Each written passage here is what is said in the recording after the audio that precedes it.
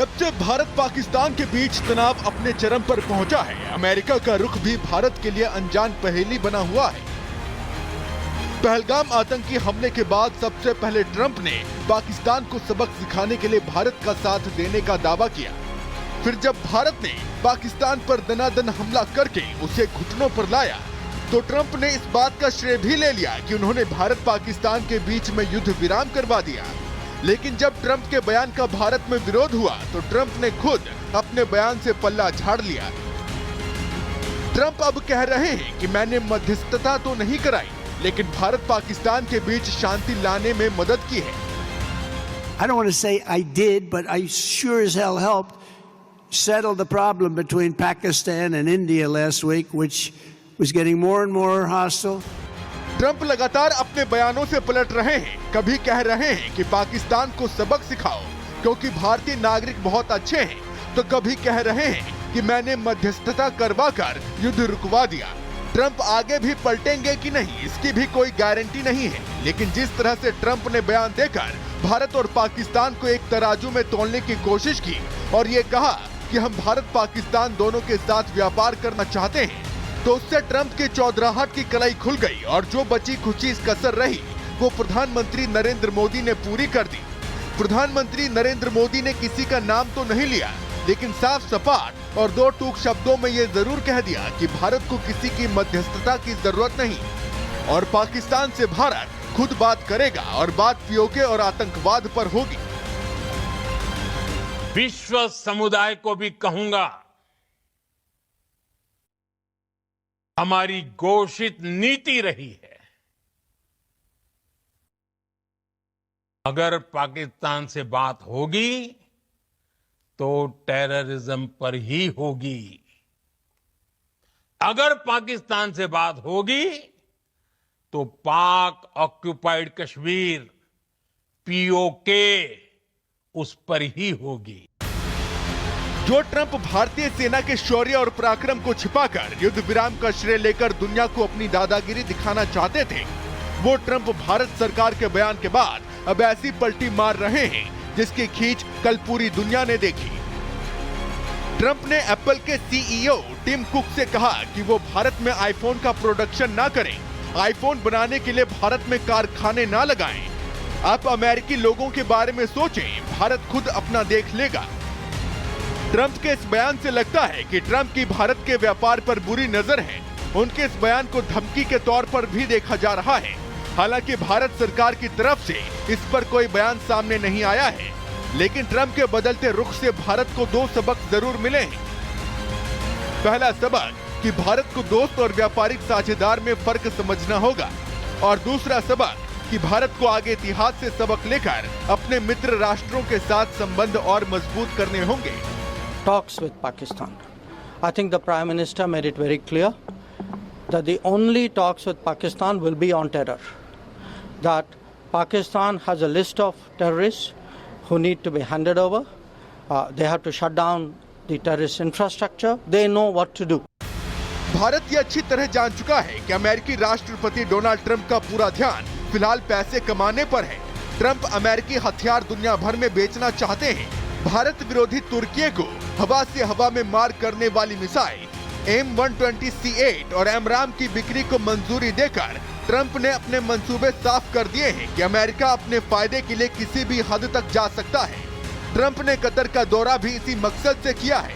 यानी एक बात तो साफ है कि अमेरिका उसी की तरफ है जिससे उससे फायदा है, और दूसरी बात ये कि ट्रंप भी प्रधानमंत्री नरेंद्र मोदी का इशारा समझ चुके हैं कि भारत किसी के दबाव में नहीं आता है।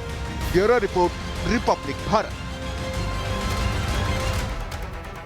देखिए, मोदी का दम पूरी दुनिया ने देखा, लेकिन ट्रंप का यूटर्न अब मैं आपको ग्राफिक्स के जरिए समझाती हूँ। तारीख दर तारीख सिलसिलेवार तरीके से देखिएगा क्या कुछ स्टेटमेंट दिए जाते हैं। सबसे पहले 10 मई की तारीख, लंबी बातचीत के बाद भारत पाक में सीज फायर हुआ है। ये कहा गया ट्रंप की तरफ से 11 मई को कश्मीर मुद्दे पर हल निकालने की कोशिश करूंगा, ये भी ट्रंप ने कहा। 12 मई को कहते हैं कि हमने भारत पाकिस्तान के बीच परमाणु जंग रोकी है, पूरा क्रेडिट लिया गया। 13 मई को सीज फायर के लिए मैंने बिजनेस का इस्तेमाल किया किया, ये भी बोलते हैं। 15 मई को भारत पाक में मध्यस्थता नहीं कराई, सिर्फ मदद की है। यहां पर पलट जाते हैं डोनाल्ड ट्रंप और अपना यू टर्न दिखाते हैं। शुरू से लेकर अब तक आपने देखा क्या बयान दिया और अंत में कहते हैं कि सिर्फ मदद की है, मध्यस्थता नहीं कराई है। और इस बीच एक बड़ी खबर, भारत ने पाकिस्तान को अल्टीमेटम दे दिया है और साफ तौर पर कह दिया है कि जो आतंकी हैं छिपे हुए पाकिस्तान में उन्हें सौंपा जाए। विदेश मंत्री एस जयशंकर ने दो टूक कहा कि पाकिस्तान को आतंकियों को सौंपना होगा। हमने आतंकियों की लिस्ट सौंप दी है और पाकिस्तान से सिर्फ आतंकवाद पर बात होगी। दो टूक शब्दों में जो हाफिज सईद है, मसूद अजहर है, उसे अब सौंपना होगा। Talks with Pakistan. I think the Prime Minister made it very clear that the only talks with Pakistan will be on terror. That Pakistan has a list of terrorists who need to be handed over. They have to shut down the terrorist infrastructure. They know what to do.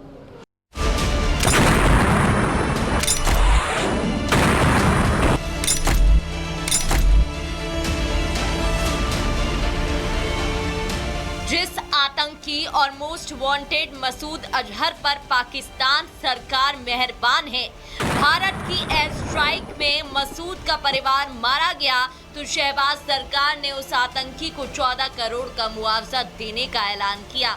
लेकिन इस आतंकी मसूद अजहर पर मेहरबानी करने का असर खुद पाकिस्तान पर ही पड़ेगा, क्योंकि भारत का रुख साफ है, टेरर और टॉक एक साथ नहीं होगी। पाकिस्तान तो आतंक का गढ़ है, ये बात तो जग जाहिर है। इसका लेटेस्ट उदाहरण आपने तो देख ही लिया होगा। लेकिन अब भारत सरकार ने साफ कर दिया है कि भारत सरकार का मैसेज लाउड एंड क्लियर है कि आतंकी अजहर मसूद को भारत को सौंपना ही पड़ेगा। I think the Prime Minister made it very clear that the only talks with Pakistan will be on terror. Only thing which remains to be discussed on Kashmir is the vacation of illegally occupied Indian territory in Pakistan occupied Kashmir. We are open to discussing that with Pakistan. Bharat के प्रधानमंत्री हो या रक्षा मंत्री, भारत सरकार और भारतीय सेना ने साफ साफ शब्दों में कहा है कि ऑपरेशन सिंदूर सिर्फ स्थगित हुआ है, खत्म नहीं हुआ है। ऑपरेशन सिंदूर आतंकवाद के खिलाफ भारत द्वारा चलाई गई अब तक के इतिहास की, मैं मानता हूं, यह सबसे बड़ी कार्रवाई है। आज भारत ने पूरी दुनिया को यह साफ कर दिया है, यह स्पष्ट कर दिया है कि आतंकवाद के खिलाफ हम किसी भी हद तक जा सकते हैं। तो क्या मान लिया जाए, ऑपरेशन सिंदूर के तहत पाकिस्तान में बैठे आतंकी अजहर मसूद, हाफिज सईद, सलाहुद्दीन भारत का अगला टारगेट है?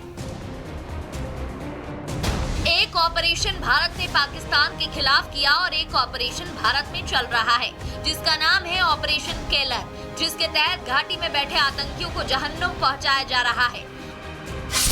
15 मई 2025 त्राल में 3 जैश के आतंकी ढेर कर दिए गए, जिनमें आसिफ AH शेख ढेर, आमिर नाजिरवानी ढेर, यावर AH भट्ट ढेर।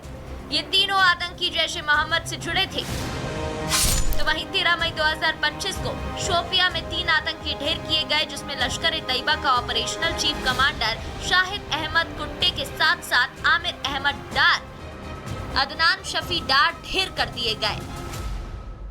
आतंकियों ने भारतीयों को धर्म पूछकर देखकर मारा, धर्म पूछकर मारा, तो हमने आतंकियों को उनका कर्म देखकर मारा है। उन्होंने धर्म देखकर बेगुनाहों की जान ली, यह पाकिस्तान का कर्म था।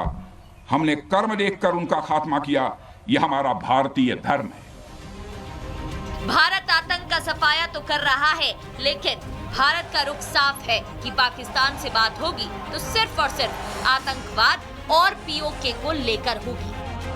वही POK जिस पर पाकिस्तान ने सालों से कब्जा किया हुआ है। ग्लोबल मंचों पर कश्मीर का राग अलापता रहा है, लेकिन पहलगाम हमले के बाद प्रधानमंत्री मोदी ने साफ साफ शब्दों में कह दिया, भारत का मत एकदम स्पष्ट है। टेरर और टॉक एक साथ नहीं हो सकते। हमारी घोषित नीति रही है